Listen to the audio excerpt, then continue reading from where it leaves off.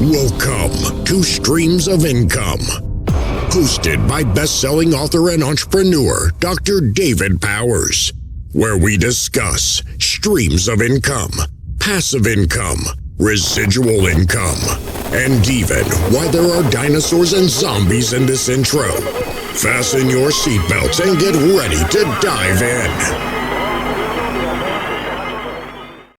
Hey guys, Dr. Dave here. I just wanted to film a quick intro, and you'll see this intro for I don't know how many podcasts, but we were hit by Hurricane Helene last week here in upstate South Carolina.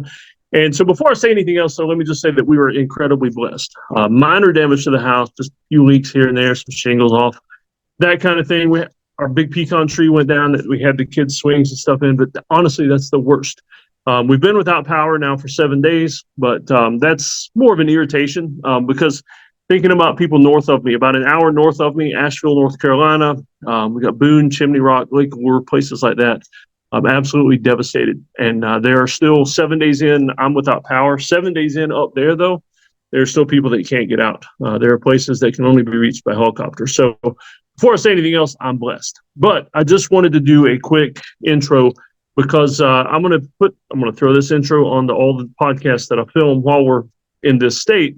And that way, hopefully you'll understand if the mic's not as good, if the room is dark. I mean, right now I am working off of sunlight coming through my windows and a Ryobi flashlight. And we've been having to go into town to sit in the downtown square. And they've actually got some outlets and things in the little gazebo at the downtown square. And so that's where I go pray on Tuesday mornings anyway. And so we've been going into town to charge either there or at the city recreational gym.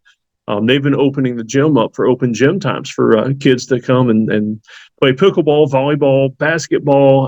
The local grocery store, Ingles, has been supplying food, and they've been giving out sandwiches, things like that, which is really tremendous because one of the large Ingles grocery store chain distribution centers was in Asheville. And from what I've seen with pictures, it was destroyed. I mean, once you get water into a place like that, and when I say water, I'm talking, 10 feet of water into a grocery distribution center, it is all garbage at that point. And so the fact that we're still able to get food at our grocery store is a blessing.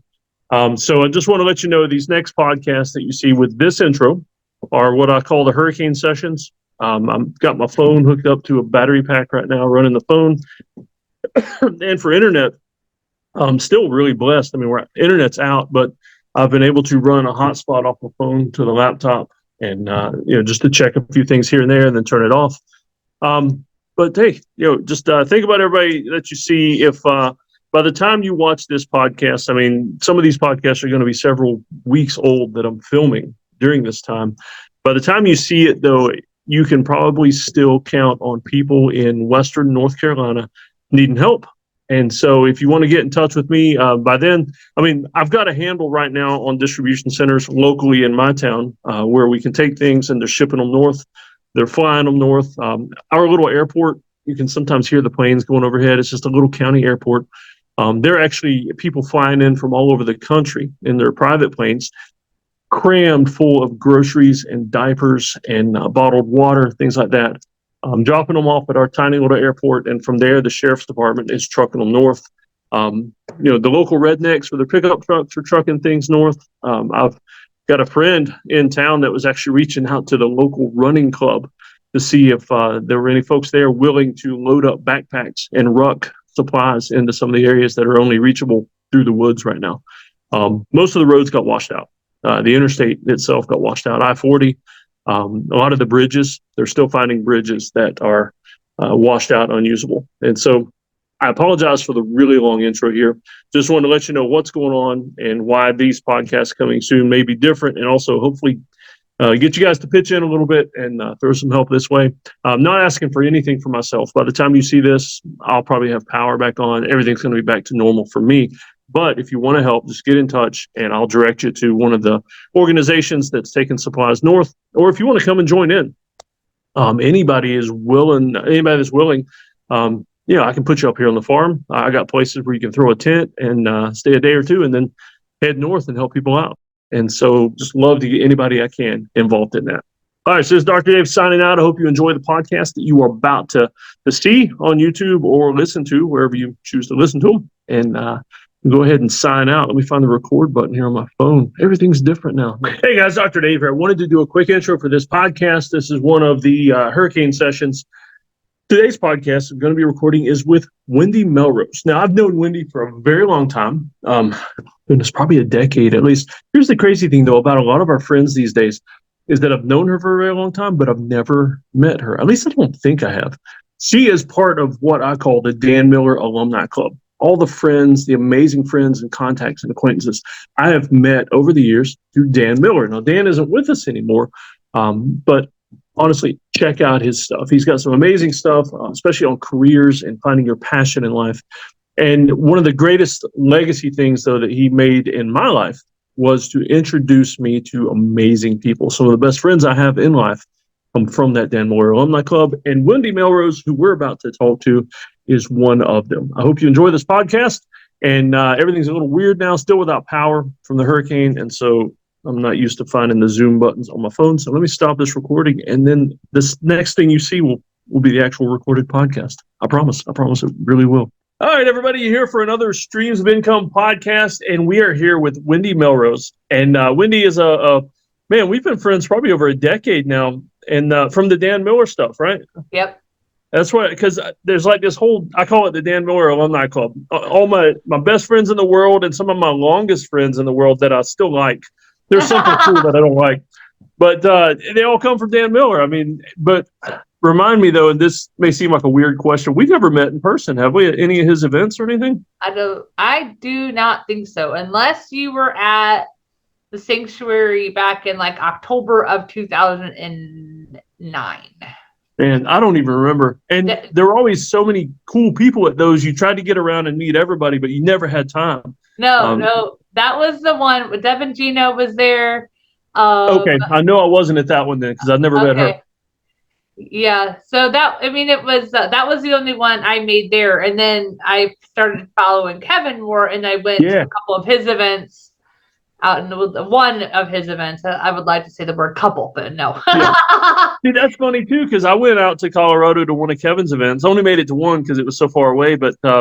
I met different people there that I knew online that I had never met in person before.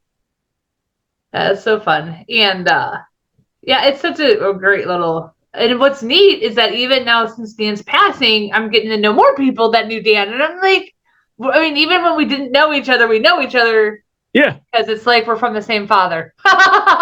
Yep. And like Sheila Davis, that I guess for years she ran a lot of Dan's marketing and stuff. I didn't know her and actually like digitally met her the other day. Ryan Rieger gave me this podcast and group and everything. And I realized she's an admin on the Facebook page. I'm like, oh, I guess we should talk. It's just weird. All right. So on to you. So how about first, let's talk about what you're doing now, streams of income wise, and then let's go through the whole gamut of, because I'm guessing you're like me and you've tried everything to see what works and fits the passion and the family at the time. But you finally hit on something that works for now. Right. And we'll probably both change in a year or two. We'll find something else. But so what are you doing now for money? So I'm helping everyone who has wanted to write a book or it has written a book and hasn't done anything with it. Like even this week, I've met 3 people that are like, yeah, I've got a book. I never did anything with it. And I'm like, why don't we get across that finish line? So I'm more calling myself a writing and self-publishing facilitator. Because my thing is I want to get them across that finish line. I'm not here to take rights. I'm not here to, I want to speak the authentic truth about the publishing world, which is full of snakes and wolves. Yeah. So, I like that. So you're not ghostwriting because there's who's that? Kent Sanders, I think one of our Dan Miller friends does ghostwriting, but you're helping people do what so many people say they wanted to do all their lives. Yeah. To get that book out of them. Right. Exactly. So, I mean, really, but if they need help with accountability, I'll help them. So I've got one client that I am helping with that. And I told her, you could pay me for a year and you get one book done or we get all 5 of them done. Your choice. and we'll run as fast as you can write. And so, so we finished one in 77 days. And then because they also have a construction company and a little, what I call a hobby farm, keeping animals alive during the summertime is a little difficult. So I'm like, okay, now that it's getting cooler, let's get back on goals. Yeah. So, and then most other people, it's like they have the book, but they just needed it, edited, formatted, cover design on KDP. Some people want to have, some books from a local printer. So I've got a local printer here in St. Louis that will do 50 to 100 book runs, and not that expensive either. Maybe around $4.25 a book, depending on what how thick it is and things like that. So yeah. So that's really fun. And then we get it up on KDP, and I make sure that they do their own logins for Valker, get their ISBNs, their own login for copyright, their own login for KDP. And I tell them the main thing is that I don't ever plan on being dishonest, but we're protecting each other from each other. Yeah. So, I mean, in the book world, that's been, I mean, I remember the old days when I was little, the vanity publishing, and I guess it's probably still out there. But, I mean, a lot of people got took with some of those things. Yeah. Yeah. And, now you've got people who call themselves self-publishing companies, but I mean, they charge, $15,000, $25,000, $30,000, $40,000, $50,000. Oh, I'm like, for what? Yeah, and most people are never going to make that back. No, they won't. They will never. I mean, like I tell people, if you are the next, I don't do nonfiction, but it's an easy one to bring up with J.K. Rowling, or if your name is already Tony Robbins, you're not talking to me anyway. Yeah. So, like, if you think that a publishing company is going to pick you up and you're George Smith from South nowhere, United States, they're not going to do it because they want to have a sure win. And so they want the following first. And so that's kind of where I'm like, I have really just helped an author launch on the first. And, she had a lot of people that said they were coming to the launch party and they didn't show. And so she was full of disappointment. And one of the best things I learned from that class Vincent had 2 weeks ago with Kevin Thompson on there, when you remove yourself from the results and you just show up and take action, it's like, I go, look, if she called me or texted me Tuesday morning, it's like, can we pray? I'm like, yeah, what's wrong? Because we prayed last night. I mean, not that you can't pray continuously, but the point is like, something came up. Oh, what's going on? She goes, I'm just so like, what if I made this a bigger deal and it is, and it's not going to go worldwide and all this, that, the other. And so then I told her what Kevin Thompson taught us. And I'm like, you're going to have to remove yourself from the results because God is going to do what he's going to do in the timing of which he is going to do it. So, Yep. And we talked yesterday, and I'm like, she goes, is this normal to like sell 10 books here, 10 books there? And I'm like, yes. And I go, and now just like with all marketing, the key is in the follow-up. So everyone that said that they wanted a book, follow up with them. Everyone who said they had connections to get this approved in China, follow up with them. Yeah. So it's like, we can't, no one's going to, people get busy and they forget.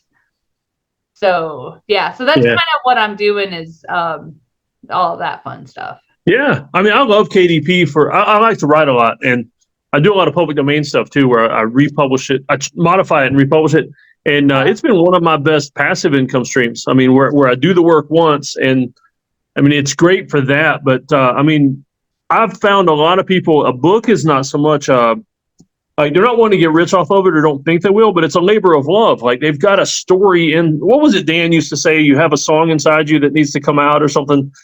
And that's what I've found. I mean, like you say, remove yourself from the results. Look at this amazing thing you produced, this book, and be proud of that. Right. And when you never know, like, it's funny because people will say go to college because it shows that you have the ability to learn and finish something. Well, the same thing's true with writing a book. So often people are like, yeah, I started it, I didn't finish it. And it's like, do you have the ability to actually sit down long enough to get it done? And what's funny is people are like, oh, I want to make sure it's like 200 pages. And I'm like, I mean, less words is better if you're able to, in my opinion. Like, who wants to read 200 pages if you could have said it in 100? Yep. I mean, maybe I just don't like books that much. I don't know. You like to write books. I do like reading, but I do want them to get to the point. Like, don't just take me on this little, I mean, if the journey has purpose, take me on a journey. But if I can just go straight ahead without going the wrong way, go straight there. Yeah. Yeah. In the group, in Vincent's group that you're a member of now, he had the guy that wrote QBQ, John Miller. Okay. And his original book for QBQ was like 3 times as long, and it didn't really take off. And so when he cut it down to around 150 pages and republished it as QBQ, it was even a shorter title. Nice. And it took off, and now it's like this bestseller for 20 years. Well, that's super cool. Yeah, people just need to get to the point. You do. I mean, well, there was one time people were like, oh, you have to pick up this Bible study. It's just so beautiful. I bought it. Luckily enough, on Amazon, you can return because I returned it. Because it was literally, it wanted to create so many word pictures that I literally couldn't stand it anymore. I'm like, what are you trying to say? You're like, and I'm talking about like using words that I would never use on a daily basis to explain, to try to create the scene. And I'm just like, you could just say dog, house, truck. And I would get the point instead of like giving me all these fancy words to create the scene that I would rather not picture. But maybe that's just me. No, I mean, that's part of your work as like an editor, getting people to realize that here's what works. Because everybody thinks that their stuff is perfect. And then you turn it over to an editor and they're like, the red marks all the way through. Yeah. And it's like, let's boil this down. But I mean, what you're doing helps people create a more profitable book. I mean, right. Like I said, nobody wants to read Gone with the Wind if it's just about, your grandma or whatever. That's so funny. So you're doing the book thing now. What take us through the history of streams of income for Wendy? Like, what all have you done? And because I keep asking everybody, because I've been there, are there any multi-level marketing things in your background? Because a lot of entrepreneurs have tried those and realized, you know what, I don't like that. I don't like selling stuff. I don't like the whole pyramid thing. Yeah. So what all have you done over the years? Oh man, well, outside of regular W-2s, which obviously I've done, which is why, because of all the different categories that we'll go into in just a second, from the age of 16 to 46, so the last 30 years, I think I've had over 35 jobs. Yeah. Because, and people are just like, what? And I'm like, well, because sometimes I do more than one thing.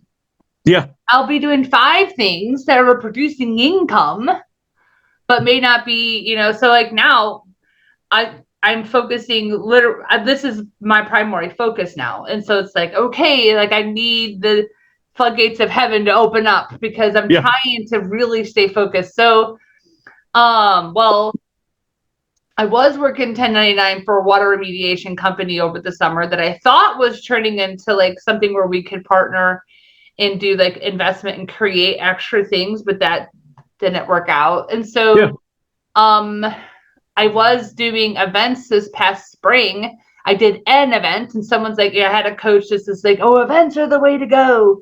And so I was going that direction to literally lose 20 grand this past spring because I didn't, like, another friend of mine who's a coach in Wyoming, she's like, he should have never have led you that way because you don't have a following. And it's the same way with people wanting to sell 1 million books in a day. Unless you have 2 million followers, you're not going to do that. Yeah. And so just like I wanted to fill up my event with, 30 to 30 people, I had 4. I had 2 high ticket paid and 2 others. And so it was frustrating to me. And it was because I didn't have a following. So I think I'm finally over the trauma of doing that. I'm like, I'm never doing events again. I think I might, but it would have to be for sure God telling me and not some coach who wants my money. Yeah. So, there's so many of these opportunities that everybody's you can make a lot of money, but unless you just have the numbers, the sheer number of followers, they just won't work. No. And then before that, so then for 4 years, from 19 to 2023, I was a farmers insurance agency owner. Okay. So, so that was a really neat opportunity. I was a seed agent, which meant the book was given to me, and then I had to prove I could keep it. So then I proved I could keep it. And then last summer, God graciously rang, the phone rings like, hey, you want to sell? And I'm like, give me a number. Yeah. I went out. So then I sold that last summer. So that was a really neat little like feather in my cap that I had to, receive, keep, and sell. The government also loved that capital gains tax, which was a little bit like, well, it's fine. Better in this administration than what's coming. And so then, let's see here. While I was an agent, I tried to stay pretty focused. I'm trying to think if I did anything on the side, but I have built websites for people. Not necessarily a lot of this. I just said sole proprietor, like on the side. I knew how to do it. So build websites. Yeah. The MLM wise, there's essential oils. There's well, I mean, I can name companies if you want me, or we can keep them. Oh, no. I just so essential kind of oils. Another one was like a non-toxic house products. Yeah. That one I did when I was in my 20s. That didn't go anywhere. And then I still get paid with the essential oils, but mainly just because I'm a product user and there's people that I've shared with over time. Yeah. So those are the two MLM ones. I didn't hate it, but the problem is that it's super time consuming because it's like, one, just like with everything, and I also used to be a financial advisor for a large company. My brother and I were in 2008 together. This is before I met Dan Miller. And I'm like, we realized everything is about more names, more names, more names. Yeah. And it is still today, but now I'm learning it's more about relationships. So, and it's the same with everything, but when you get into fear, you panic, and then you're trying to like, hey, buy what I have. And so, I also, after my daughter was born, I studied and became a doula. So I did that for about 5 births. So that was some income. Yeah. And, are we talking like home births? So I did attend one home birth, but most of it was just advocacy in the hospital realm. So, but now in St. Louis, like, I don't know about where you guys live, but St. Louis in and of itself was, which to see now in Missouri, midwifery has become more and more acceptable. And so now they're allowed to go into some of the hospitals too. So if you have a transfer, they can still stay with the mother. So a lot has happened in the last 12 years. And I believe it's just because of the people that have worked with the state and with the hospitals to build trust that not always is the hospital way better. So it's there for a reason, but it doesn't have to be the primary thing. Right. So I did that, and that's kind of where, so when I went to Dan Miller's event, I can't remember, I was doing something with, I think, house cleaning or something. So I've also cleaned houses, but then just like Dan taught us, like, there's a difference between a business and being chief bottle washer. So, and everything I've ever done, I've been a chief bottle washer. And I guess technically I still am, but I don't really feel like it because it doesn't feel like work to me. Yeah. So and that's where you want to get to. Right. So it's like, could I hire, could I like outsource some things eventually? I could, but, right now I want to keep the income closer to me because I need it. So, once I get to the point where there's enough flowing in, I can outsource it and it won't hurt me. So, let's think.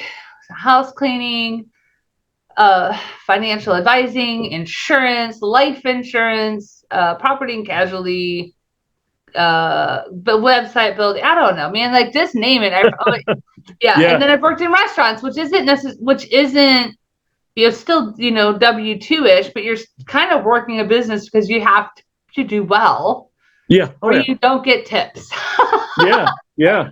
I mean, yeah, and mainly what I wanted to get at was just that, I mean, as entrepreneurs, we try a lot. It's almost never are you going to try the one thing as an entrepreneur, and that's going to be it for the rest of your life. No. I mean, even Dan Miller did a lot of different things, and he always talked about those.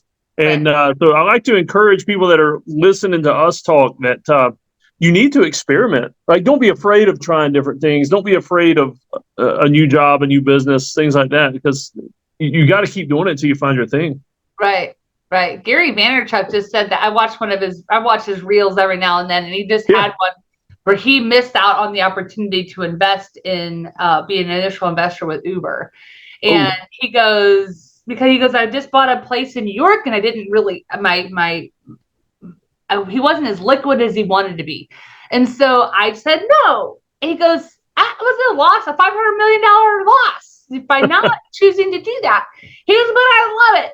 And why do I love it? He goes, because entrepreneurship is a whole bunch of bad decisions and screw ups. And every now and then there's a success. Yeah. Yep. Exactly. Yep. Ooh, and let me draw a neat comparison for you. You went from the doula thing, birthing babies, to now you help people birth books. Oh, hey.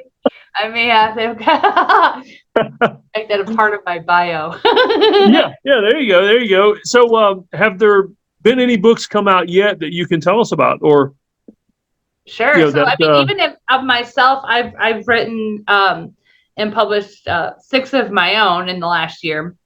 Okay. Wow. So yeah, that's more than most people publish in a lifetime. I know. Well, that's kind of where I'm at, is like when people say it takes 1.5 years, 2 years to publish a book, and I'm like, it doesn't. Right. Unless you want it to. Yeah. So, and granted, yes, I focus on the children's book sector. But so like I have written, here, I'm going to show everybody my nice table in the background. Sorry for my life, but it's an entrepreneur's table. That's what it is. Well, my things kids put stuff up there. So I don't have all my books out here, but I've got, so this one was this past spring. It's Dr. Bones Healthy Safari. So this is about a children's book on a safari about like importance of, taking care of our body and our spine.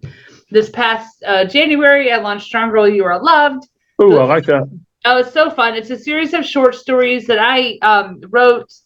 They're from my life, either my childhood or, as my kids, but Briella is the main character of the whole thing. And so this is fun for tween girls. And then I wrote Ben's Great Escape and Ben's Big Move. So those are about the Andean bear that kept escaping the St. Louis Zoo in the spring of last year, of 2023. And so Ben's Big Move, because he moved down to Brownsville, Texas, because they were able to keep him in his habitat there. There was a moat. They knew that he was going to be okay. So, so I wrote and illustrated those. And that's actually how I learned how to publish, because I contacted our friend James Woosley, and I'm like, hey, like, can you help me? And he goes, well, I can, but I can teach you how to do it cheaper. So that's funny. I contacted James for the same thing about audiobooks, and it's his business. And he was like, man, I'll teach you how to do it. Yeah. So that's why I have so many free things on my website for people. If they want to do it, if they do not, we all know that you either know how to do it or want to learn to do it, have the time to do it, or don't have the time to do it. Yeah. And where they don't have the time to do it is where they hire all of us. Yep. Or they just don't want to learn it. So, and then, so there was also Peanut Butter and Jesus, which I don't think I've got a copy of that out here right now. Are you on Amazon under Wendy Melrose, or is there a pen name? I'm actually under Soel Love Books, SOELLOVE Books. And so that's because my pen name is Soel Love, SO for Sophia, EL for Elliot, my 2 kids. So perfect. So I'll put a link to your author page on the show notes. Okay. Yeah, and then so like the doc, I'll have to see if I'll have to make sure Soel Love is, I think they should all be on there. But then I'm able to help other authors. So like I've helped Ashley Burkeen. She finished hers on Love to Unstoppable. And then there's a couple others that are still working on finalizing, Yeah. which is fun. But they're on their own pages, and you don't have to like do anything with that. But it's fun to see people get across their finish lines. Yeah, yeah. Now, here's a question for you that scares a lot of people away, I would assume, is the illustrations for your children's books. Did you do those, or how'd you get those done? I did. Oh, wow. Okay, that's pretty cool. Yeah, it is fun. And it kind of, and you know, of course, I'm my worst critic. I'm like, oh, I don't know if they're any good. People are like, oh, I really love these. But I'm also learning how to really use Canva really well. Yeah. And use their stuff and layer and subtract and add. And so I'm actually, the lady who just launched, well, she used somebody to create like a digital watercolor for her pages, but there was some things we needed to change about it.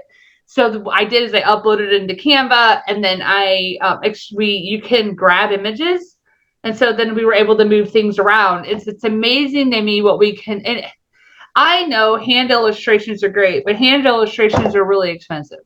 Yeah. So to me, the problem is people are like, oh, then I'll just do it on Canva. Fine, but in order to use Canva, you have to layer it, or they won't want you to go to use it for professional use. But then two, if it looks flat, no one's going to really like it anyway. So you really have to do a good job of layering it really well. Like, you know, I've started to explain, like, one of the things I'm working on is like a tractor, and it fills a lot of people inside the cab. Yeah. And so my daughter's like, why is that? I go, because the tractor is so big it could fit the whole world in there. So I widened out. I removed the background of the window and put all the people in there, and then put like a little bit of glass foam over it. And so it's faster than drawing it all by hand and erasing and coloring. And so, yeah. Well, that's cool. And so, I mean, I don't have an eye for design. So, I mean, but you having that skill, it helped you design their book covers, or at least give them advice for it and all that kind of stuff. Yeah, I love doing the book covers. Like I have a degree in interior design and architecture. So I just have a natural, this like love for creativity. Yeah. So now that I've, you know, figured out how to really help book covers come to life, I do love doing it. You know, like I tell people, well, what I come up with, you know, it took for hers, like it took several little bits to get to this, but I also really tried my best to work on it when the Holy Spirit's like telling me like, okay, I'll go modify this and and they end up loving it, which is super fun. So yeah, that's cool. And so I didn't know that about your college degree either. And people might say, well, you don't do interior design. That was a waste of money, but it led to what you enjoy doing now. I mean, you've got an eye for color and design and things that was cultivated in college that you're using now, even though you're not doing interior. Right. Well, it's funny because for the longest time, I was super aggravated the fact that I had, you know, an architecture degree and interior design degree, when in reality, had I listened to what the Lord wanted me to do, I probably wouldn't have went that way, even though I didn't really know what he wanted me to do at 18. Yeah. But like I tell my children, I'm like, I go, we're not going to go to college just to go. We have to make sure it's a real, you know, what God's calling is on your life. But he has used it all the time, especially the architecture side of it in my work in building documents and space and understanding, because I did work in the field for a while in big box retail. Well, when you're in insurance, you have to understand, you know, building structures, and when you go into do a commercial policy, where you're going to find the fire riser and all those things. So nothing is, most of the time, God will use everything you've learned over your lifetime for his glory. Yeah. Yeah. I love that. Because a lot of people think, you know, just they look at wasted years. Yeah. And though you might not have been doing exactly the right path, it's not wasted. It's still going to be used. If nothing else, it's learning what not to do, or you get some neat stories, or you just make connections, like you mentioned earlier, relationships. Right. Exactly. It's so true. Yeah. Well, that's pretty cool. And I'm glad you're in that membership group with us now, because once Dan passed, I guess in a way, lost touch with some of the people that I kept getting in touch with through him. And now that groups like Vincent's and other places like that, it's like we're all finding new meeting places. I know. it is really neat. And it's funny because there's even, I think there's, I don't know exactly. There was some sort of, I guess, writing group that he had that I knew someone in there, and it's funny when when you're friends with people in a group for 15 years, you're like, how did I meet you? Oh, Dan Miller. I'm like, oh, really? On the 48 days. Like, I never went in there. So, but she's like, oh, yeah, I remember you from being in there. I'm like, man, I haven't logged into that group since like 2010. Yeah. Yep. It's funny that way. And so let's see. I completely lost my train of thought. Oh, you know what? Before I forget, where should people get in touch with you? Is it wendymelrose.com or what's your website? The easiest way actually is inthezone.live. Inthezone.live? Yeah, you can click on the call with Wendy. Or I'm actually probably in the next week having the website redone. But there'll be a way to get a hold of me. Or you can find me on Facebook. I think it's just Wendy Melrose on there. Let me see if my middle initial's on there or not. Let's see here. I don't know if it'll tell me. Well, anyway, pretty sure it's just Wendy Melrose, or and it might have a little bracket at the back that says Sutter. So if you find that, and you'll know it's me because I have everything. Like, I'm showing my book. I've got my In the Zone like header. So and I'm a pretty open person, so you can try me, say hello. I love that wasn't an easy answer how to get in touch with you, because it's it shows two things. I mean, number one, you're finding business without Vincent always talks about it. Like, you don't have to have all the tech and all these software programs and everything perfect. If you're making connections, that's where you're going to get the business. I mean, if you get bigger, you can do the software and the fancy websites and everything later. But man, as long as you make phone calls and get in touch with people. Yeah.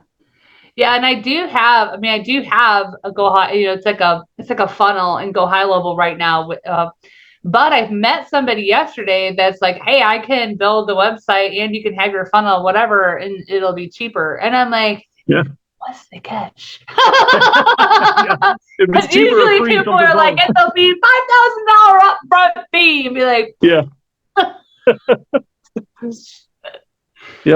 I've got some friends that have gone to Go High Level. I always did the ClickFunnels thing, and I've got so much in there. I hate leaving, but so I hesitate to even recommend one anymore, because I think Vincent uses Kartra. Yeah, maybe. My thing is that just use whatever makes sense for you financially, and that you can figure out.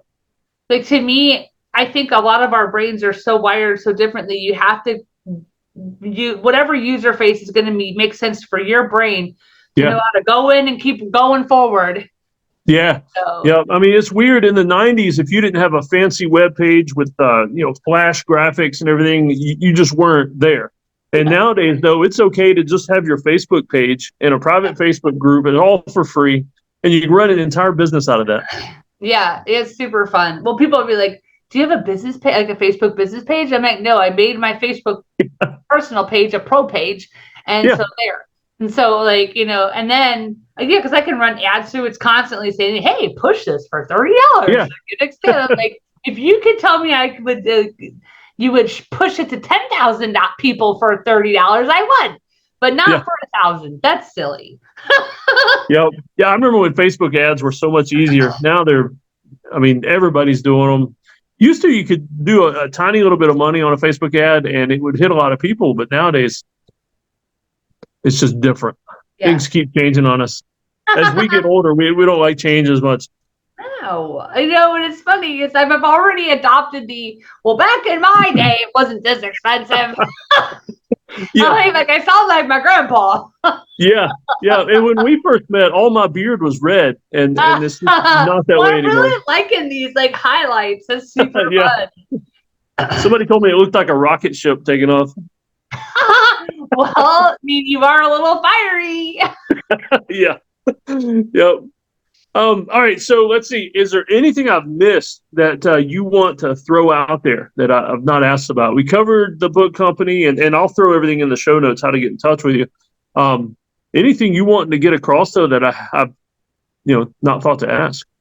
I think we've covered most of it. My main thing is that, when some people are just like, you never want to write a book in the flesh. You want to write it in the spirit. And even if you're not a Christian, or you know the difference between, when it's time and when you're forcing it. And it's like when you're forcing it, then you'll get, the proverbial writer's block. And it's like, to me, like if my best guidance is that if you've been called to do something and to write it, then just do it. Now, just also keep in mind, just because you write it doesn't mean they'll come, because the field of dreams is a lie. Yeah. So. Yeah. No, I know what you mean, because I sat down the other day when the power went out. I went up outside on the porch and sat down with the laptop, and Spirit was there because I wrote like 2,500 words in an hour without even really thinking about it. Yeah. And other times, though, 100 words, I'll sit there and get distracted and squirrels and everything else. And I definitely know what you mean. I hate forcing it. Sometimes I just have to tell myself, my brain is fried. Just put it down, go watch Netflix or something. Yeah, well, it's so true. And you experience what I call outside time, because when you become outside time, it's amazing how fast you can get something done. Yeah. Yeah. So.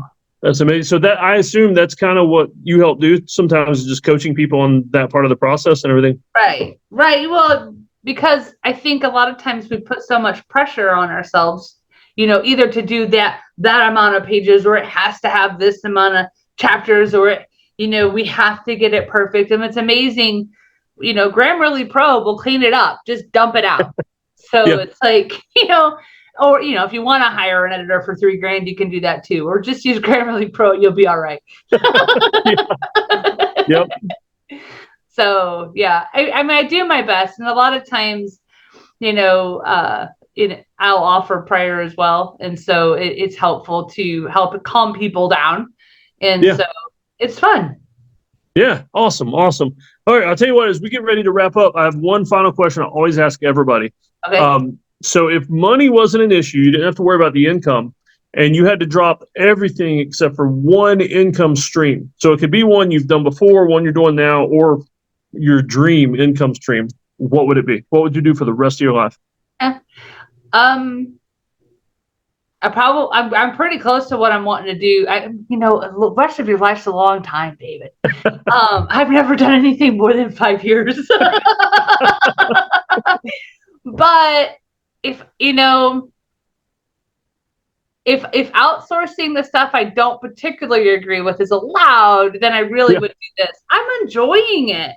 Like, it's a lot of fun helping people, finish something that they've always wanted to do. Something gratifying in that I've never done before. And I feel like it's the first time I've ever done something that I don't feel is particularly risky. Which is peaceful, because insurance is full of risk and errors. And it's like, to me, if we don't get it right the first time, so we'll do a second edition. It's not the end of the world.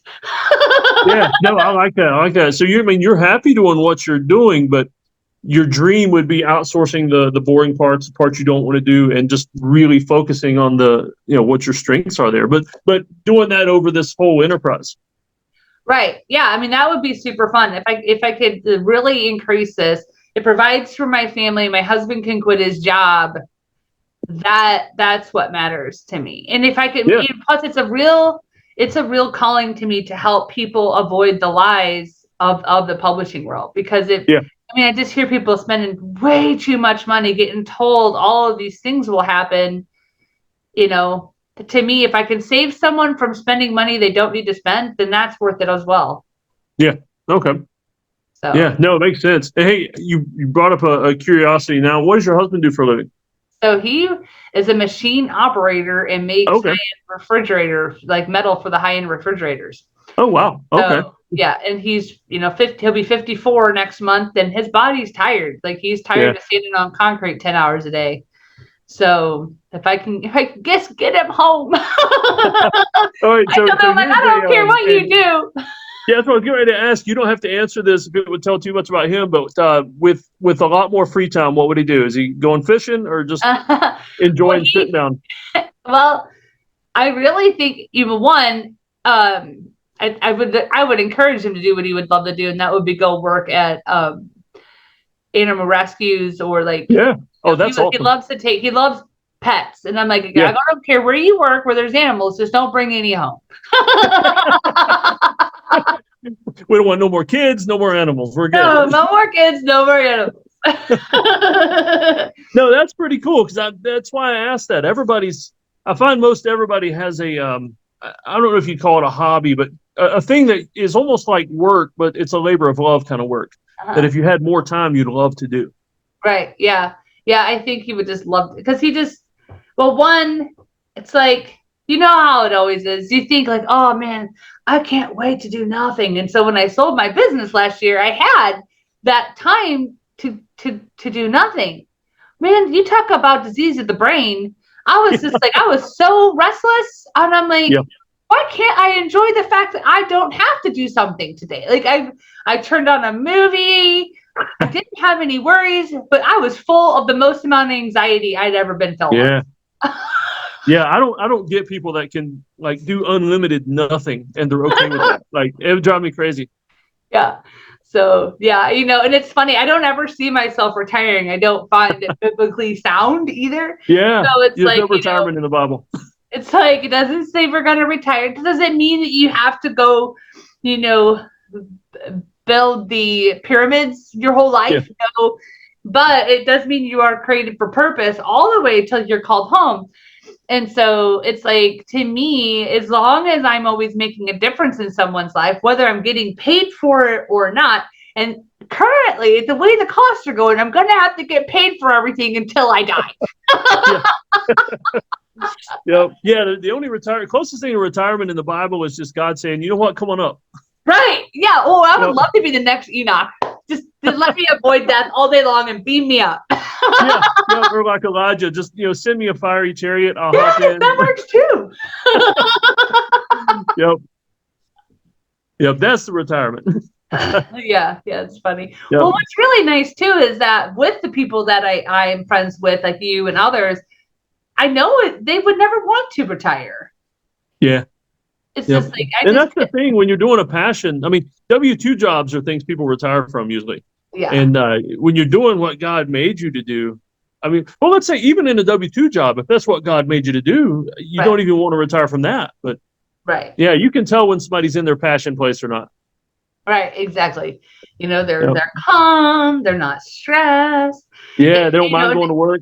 Right. Well, and it feels really weird. I was like walking through my house and I'm thanking the Lord. I'm like, Lord, I love working from home. This is amazing. I don't have to deal with what's out in the world. Yep. Well, I'll tell you what, Wendy, I'm going to go ahead and go, but I really appreciate you joining us. I'll let you get back to work so you can birth out another book. Yep, I actually just finished launching, putting one on KDP right before we got on. So more to do. That's awesome. So thank you. All right. Much. Well, I'll put everything in the show notes and hopefully send some people to you that are ready to work on getting that thing finally out there. Sounds great. All right. Well, thanks for joining us. You're welcome. Thank you. Yeah. Hey, guys, Dr. Dave here. So I get a lot of questions from people what I'm either drinking or snacking on during some of these podcasts. And so if you're listening to this, I'll explain. But if you're watching on YouTube, I'll show you. And so my wife picked these up. I think she got them at Sam's Club. Wild protein chips. I just ate one, just a single one. And this thing is spicy. I'm not a guy that handles spicy things well. Matter of fact, if there was more light in here, the power's out right now. If there was more light, you'd see the sweat breaking out of my head and everything's red right now. You can probably see that anyway, like a red glow. These things are pretty spicy. I've only eaten one so far, but it's buffalo style crispy chips. I was afraid these were going to be like cheese doodle, those big, ugly, fat cheese doodle ones, the nasty one. I hate those things that like put in your mouth and they just kind of melt in your mouth. I hate those. I was afraid it was going to be like those, but no, these are actually like chips. These are chips. But here's the thing, made from real ingredients, including chicken breast, egg whites, and chicken bone broth. Chicken's raised without antibiotics. That's good. It's pretty neat though. I mean, the flavor is amazing. Oh, okay. There's a salty chip and a finger licking chicken chip in here. So that's what I'm snacking on during today's podcast and drinking a G Fuel right now. You drink energy drinks, limit yourself to one a day. Don't drink more than one energy drink a day. I was talking to a friend the other day, and I think he drinks Celsius drinks like water, and it'll kill you that way. So I don't drink soda usually unless I'm out. I'm trying to get in the habit of not drinking soda unless I'm out at a restaurant or something. And, got my Nalgene bottle, of course, and I got some water mix in here because I don't like the flavor or non-flavor of the plain old water. So I put a water mix in there, drink a couple of those a day. And then let me do a pitch for them. And by the way, none of this is paid sponsorships. This is just everybody's curious what I eat and drink. So this one, though, is not really a paid sponsorship, but I am doing some work with these folks. I just got off of a meeting with the folks from Earth First Organic. They make multivitamins, they make supplements, and it's all from regenerative farming sources, things like that. I've taken a lot of supplements and vitamins in my day. And when Nikki from Earth First asked me today, what did I like about the vitamins? One of the first things I told her is that this thing does not upset my stomach. I've taken Centrum and some of the other just basic multivitamins. These things make me sick. I have to eat a full meal and then take it so it doesn't make me sick. And these are amazing. So I had this sitting on the desk just because I just got out of a meeting with them and wanted to might as well tell you about them too. Earth First Organics, and that's probably the website too. I'm sure it's on here. Let me find the website. It's earthfirstorganic.com. Like I say, it's dark in here. I can't see hardly anything. Power's still out with the hurricane. All right, y'all take care. Hey guys, Dr. Dave here. Just wanted to tell you, you know what? I don't know if this is going to turn out to sound more like a rant or inspiration. I just don't know yet. I know what I want it to seem like, but I'm not sure how it's going to come across to you. But I'm just going to shoot for it, and you guys can let me know in the comments what you think and which way you thought it went. Now, I promise this still in the hurricane sessions right now, no AC or anything. So if it looks like I'm sweating on the YouTube version of this, I am. It is. There's been no power, no AC times 7 days as of today, and we've been blessed. The weather's been pretty decent. It's just down here in my basement office, though. There's no air movement, and I start sweating. My beard gets frizzy. It's horrible. The beard just goes crazy. But like I said, we've been blessed. But here's the thing I wanted to talk about today that might come out rant or inspiration. I'm not sure. I do my best to encourage all of you to pursue the entrepreneurial life because I think it's the best way to go. I think entrepreneurialism, small business, not government employment, not corporate employment. I believe that is the keystone of America. It has been since day one. In America, I guess in a way. I mean, the Hudson Bay Company and all that, but just small businesses, entrepreneurs, people doing their own thing has always been a source of freedom in our country. And so that's one of the reasons why I encourage entrepreneurialism. Another reason is because family. I mean, it gives you the freedom and the ability to spend as much time as you want with your family, as much time as you can. I mean, let's be honest. If you're an entrepreneur like me, you realize that the work never ends, especially if you have a home office like I do. The work never ends, and you have to try your best to be careful.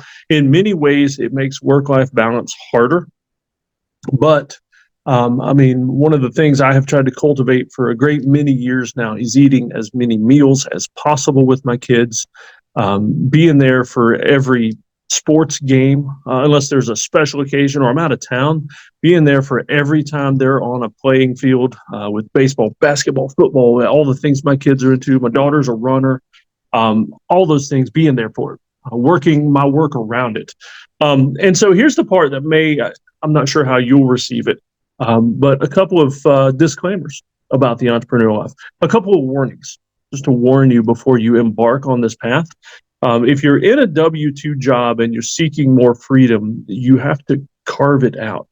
To be an entrepreneur, you have to carve it out. It's going to take a lot of work. It's way worth it. Way worth it, though, but it will take a lot of work. But here's the thing. It's not always appreciated. Your family will complain sometimes that you work too much. I mean, it's weird, but a lot of the parents that have W-2 jobs, their kids have grown up with dad or mom or both. Disappearing for 8, 10, 12 hours a day. Whether you work a shift job, Lowe's, retail, or you work nursing or EMS where you're gone for 24 hours, they get used to that and tend to not complain about it. But being an entrepreneur, I've gotten lots of complaints about how much I work. I've gotten lots of The kids don't really complain directly to me, but I get lots of grumbling and complaints to my wife, other people that's relayed to me sometimes about how dad's always working and dad's always in the office. And, we want all the nice things, but we want dad to not work so much. And so you tend to get that more as an entrepreneur than you do in a W-2 job. And also here's the thing is you set a goal and you set a mission. Like for me, one of those things was as much time as possible with my kids. And so for me, that means vacations. It means our 1 day a week where homeschooling stops basically, and we go outside and we go kayaking or hiking. Or yesterday, since we just got through the hurricane, we went to the recreation gym in our little town of Liberty, South Carolina, and they had open gym times. And so we went there and we played pickleball and basketball and threw a football around in the gym. And the kids got to hang out with some other kids that were out of school because all the schools have been canceled for a week now. And the thing is, I enjoy it. And that's the point. If you set a goal like that, especially time with family, make sure that you enjoy it. Because here's the thing. While they're kids, your kids may not really care. They may not act like it even matters to them or it's even important. And that hurts. It hurts a lot because you work so hard to make that time available. And sometimes if you're not careful and you let yourself get into a pity party mode, which I do quite often, I got to watch that. I'm naturally a pessimist and I have to be real careful, mess up those words there. They come out sometimes wrong. You have to be real careful to not let that get a hold of you, because when my kids when they're ungrateful or don't appreciate what I've done for them or the time I spend with them, I have to remember that, you know what, I guess in a way it's for me, so that I can spend time with them and rest in the hope that they'll remember that later on. Maybe they'll spend more time with their kids because of that. Maybe later on they'll remember those times, but when they're young, don't worry about it. Another thing, and this is kind of cool, in the midst of all this hurricane tragedy and the loss of power and internet and everything else for us right now, the UPS guy came the other day and dropped off this box for me. And this is really cool. I'm going to show you what's in it. And this is part of a disclaimer about being an entrepreneur is I got this amazing award from a company called Yellowwood. Many of you are not going to be familiar with Yellowwood, but I guarantee you have used their products or they've been used at your house. Yellowwood is probably the world's largest producer of yellow pine lumber. In other words, when you go to Lowe's or Home Depot or wherever you buy your lumber from, or wherever you buy anything from and you see lumber, most of that lumber, the 2x4s, 2x6s, 2x10s, everything comes from Yellowwood. It's treated pine wood, pressure treated pine lumber. And so I got an award from Yellowwood. It's pretty amazing. And I'll show you the award, but you're going to think, David, that's awesome. And then I'll tell you the caveat though. And so let's see. You have demonstrated your commitment to others over and over during your military service and your decades as a paramedic. After 9/11, you were a founding member of the Department of Homeland Security as a disaster medic. Many times you deployed to disaster sites to set up field hospitals for folks who had lost everything, kind of like right now during the hurricane. During all this time, you have also been a proud dad of 5 kids, finding ways to enjoy a large family and still help others. Today, you continue your life of service by teaching, training, and writing. Although you always give credit to others, it's time you were recognized too. While we could only have one winner, we were so moved by stories such as yours that we felt compelled to modify our original plans and find a way to recognize our top 20 finalists. Isn't that awesome? Top 20 finalists in the whole country. Please accept the enclosed American flag display and certificate of recognition as our appreciation of your acts of service. It is my honor to be part of the recognition of a true hero. And so this was the Yellowwood 5-Star Hero Award. I know that was real blurry if you're watching this on YouTube. And let me show you what they sent me. It's amazing. I'm not sure where I'm going to put it yet, but I guarantee probably in future podcasts, you'll see it behind me on the map there. But look at this. This is awesome. They sent me a folded American flag, and it actually came with a certificate for the flag itself. Folded American flag and a finalist certificate. I can see the glare right there because none of the lights are on. But That's pretty amazing. I'm really excited about that. And especially since, I mean, I don't do as much of that kind of stuff anymore. Most of my work now is with you and with the family. And it's just really amazing to be recognized. But here's the caveat. I told you I'd get to that. So first, let's all just pause a moment and think how awesome this is. Not that I was awesome and got the award, but it's just amazing to get stuff like this out of the blue, in the mail, stuff I knew about the awards for that because I get a lot of emails about that kind of stuff. But to realize that I was nominated and got one, that was amazing. But here's the caveat. All right, y'all ready? Got this the other day in the mail, and oh no, it's my family was here with me when I got it. Showed it to them. Everybody's like, "Oh, that's neat." And then it's like nobody really cares. You'll probably care more than my family did, and I get it. I'm just dad or husband to them. Nothing special. I mean, it's weird, but I've done things in the military and other places that they see on movies. They see people doing this stuff, and they're like, "Oh, that's so awesome! That's so neat. Wish my dad was that cool." And guess what? Dad used to be that cool, and Dad still does things. But when you're family, they don't really think about it that way. And so I guess it was a bit of a downer. I don't really know what I expected. I guess I expected a little more than, "Oh, that's neat. All right, I'm going to go play outside now." So like I say, trying not to let myself get pessimistic about that because I don't know what I expected. I guess just a little more recognition from within the family as I get outside of the family. But I just wanted to tell you that as an entrepreneur, I'm going to do everything I can to encourage you to go down this path, to find multiple streams of income that work for you, for your life, for your family, for your personality, that meshes all that into your passions and what God has set for you to do in life. But it's not always going to be easy. But you know what? The thing is, you work a W-2 job, you got a boss telling you what to do. There's going to be pluses and minuses there too. But I think entrepreneurialism is the way to go. I think unless you need a W-2 job because of what your passion and your goal is. I mean, let's say if you're a paramedic, it's going to be hard to do something outside of a W-2 job that gets you that experience and that fulfillment. If you're a doctor, I mean, there are ways to be entrepreneurial in that, but there are some people that I know have to have a W-2 job to fulfill God's calling for their life. But for the rest of you, I want you to do it. I want you to do it. Just know that there are going to be some downers along the way, and you just got to be prepared for that. It's going to happen.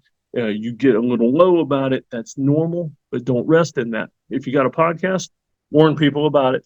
I'm feeling better already talking to you about it. And so tell you what, though, do me a favor in the comments. Why don't you comment or email? I mean, you can do it wherever you're watching this or listening to it. Let me know. That's just this stuff I've talked about. That's just me. Let me know some of the things that affected you as an entrepreneur that maybe got you down for a little bit, that maybe you weren't prepared for, that maybe you can help the rest of us be on the alert for or to prepare for so it doesn't bother us as much. All right, so this is Dr. Dave signing out. Still trying to do these Zooms from my phone, and the buttons are all in different places. So let's find that record button and stop it. Y'all take care.